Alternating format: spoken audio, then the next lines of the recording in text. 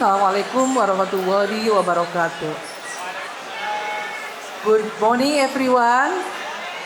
Thank you for coming to this event. I don't know whether it is conducive for me to stay because I feel like it's very crowded. It should be in the room where we can hear each other because the discourse of gender in the Quran is quite like middle to upper difficulties.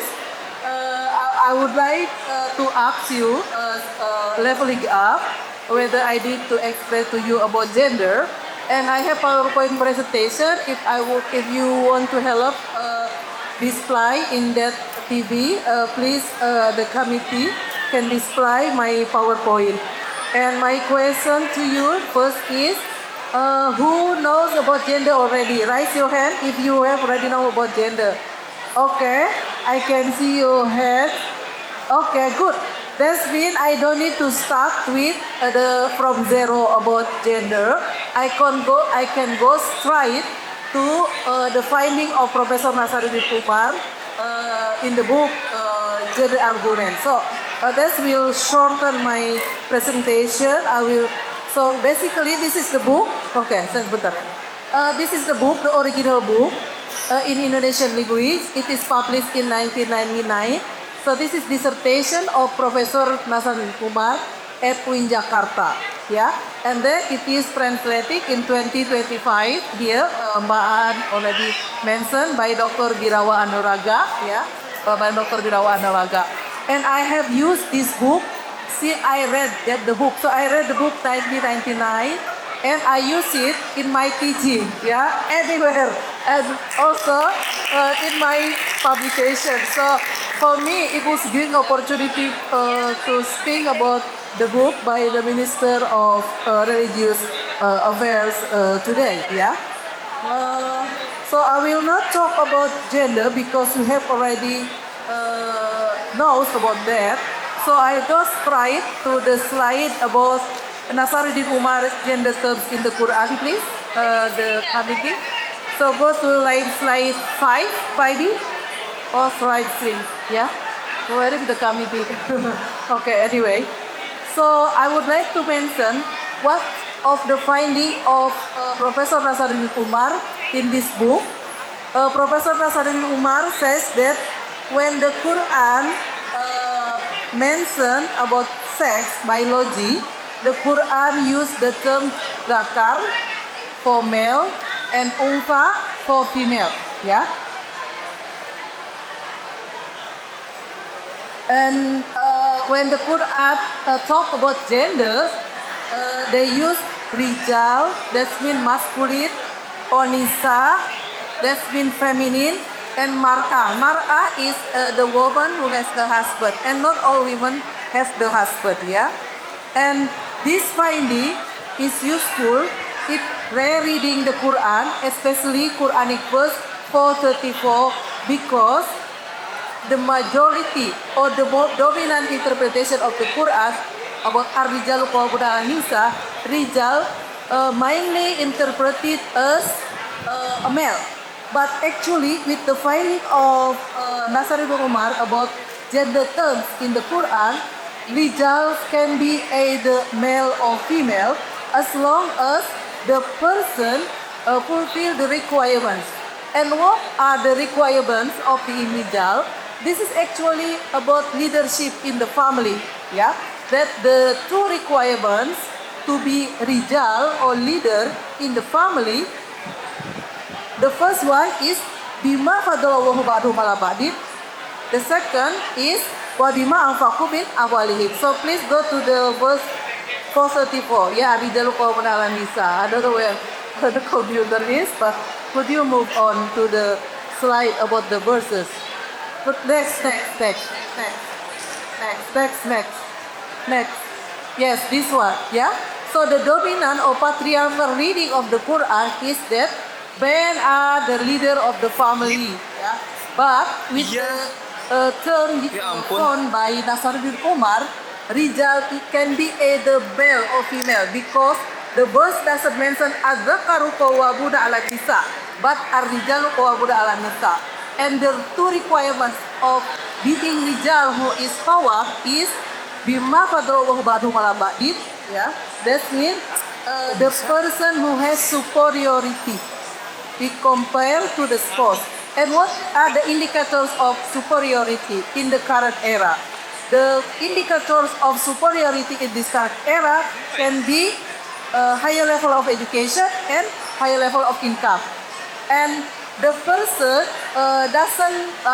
cannot be a rijal only because, for example, the person have higher level of income or higher level of education, but the person also should fulfill wabima anfaqu min amwalihim. That the person should spend the money for the family. But this means you can observe in many families, there are many men who have higher level of education and spend the money for the family. But also you can see that there are so many families also which has a wife who has higher level of education and income and spend that money to support the family. So this means if the person is either male or female fulfill the two requirements, then the person can become rijal yuqawam. Not necessarily that they are pairs. Yeah? Pasal salah. And it is not only in the Quran 4:54. You can go to the next slide. I also interpret qawwamun is the family provider, ya, penegak ekonomi keluarga, ya. Okay, so I have explained that the superiority and the rijal can be either male or female. And you can see also in other verse, awal mutolaqatu yatarabbasu bi anfusihinna. You can go to the next verse about Al-Baqarah. It is mentioned wali rijali alaihinna daraja. So rijal here means not only male, because it is often interpreted that rijal here male, that male is superior than female. But actually rijal is the masculine. The masculine is not necessarily male, but can also female. So it is about achievement, not because the person being born as male or female. And by using the term found by Professor Nasaruddin Umar, we can see justice from God better. That God respect achievement rather than be born as male or female. Yeah. Okay, so I would like to move on to the second last slide about realities and idealities of Muslim leadership. Yeah. Okay. I need to say about the Aisyah is Rijalul Hadis. Okay. So the term gender the use of Rijal to denote either male or female actually is being used in the Hadis. Yeah, science. In the Hadis science, we know that one of the famous Rijalul Hadis is Aisyah, and Aisyah is female. So the word Rijal is similar to the word professor. Yeah, many male are being a professor, but not all male can automatically become professor. Only male who fulfill certain requirements can be a professor. Just like women. I am a woman, but because I fulfill the requirements to be a professor, then I become a professor. Mas Aa is male, yeah. He has doctor, but he is younger than me. Maybe he still need to wait until he becomes a professor. Of course, he will become professor someday. Yeah, that's just the analogy that being male doesn't necessarily become a professor, because being a professor something that you need to achieve and require time, and it happened that I am more senior than him. Okay, now I would like to move on to the realities and idealities of leadership among Muslims. Yeah? So actually, there is no prohibition in the Quran for women to become leader. So whoever fulfill the requirements of being leader, either inside or outside the family, can be leaders, yeah. But what is in reality? Well, you can move to other slide about realities as idealities. Text. Yes, this one. Yes. So the ideality is that there is no prohibition in the Quran. Either male or female can become a leader. But in reality, because our society is patriarchal, patriarchal means a system which put male above female. Therefore, most people give the opportunity to be a leader to male. Yeah, not even as if that if you are a man, you automatically become capable of being a leader, and you undermine women's ability to be a leader. As a result, for example, we have 58 Islamic higher education, but we only have 8 rectors. Yeah, we hope that we are having a minister who are aware of gender or the importance of gender equality. I hope that the number of female who become rectors can increase, because we are Indonesia is part of a global world, and we aim to have SDGs. And as one of the aim of SDGs, goal 5 is gender equality. And UN has have a campaign that in 2030 we need to have planet 50-50. Planet 50-50 means when leadership is shared equally between male and female by 2030. But in reality, the leader of Islamic higher education is only 8, in 58 Islamic higher education.